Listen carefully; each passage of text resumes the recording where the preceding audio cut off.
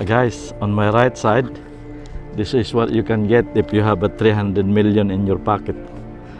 This boat right here is 118 meters in length and is actually number 46 of the biggest yacht in the world, and it's the biggest yacht that Egypt ever built. It's 118 meters right here. Like what I said, it will cost you 300 million. But if you have a 300 million only, don't even think of buying this one, because this one got a running cost of 30 million annually, man. That is for the salary of the crew, food, docking fees, everything, like fuel, all sorts of things. And if you have a spare change, you can actually get another one, which is right here. That's the support vessel of that one. That's the mothership.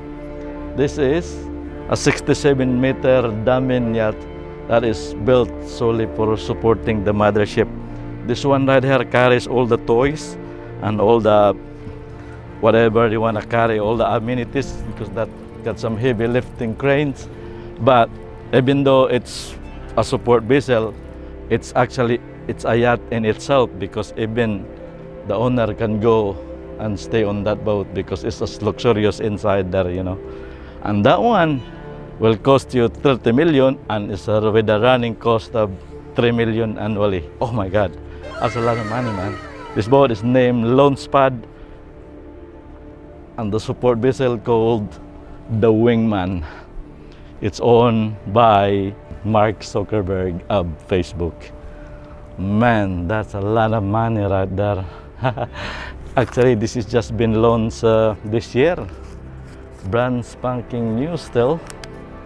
Apparently, they just came from the other side of the Atlantic. So, looks like Mr. Zuckerberg will join this boat sometime next week. That's what I heard.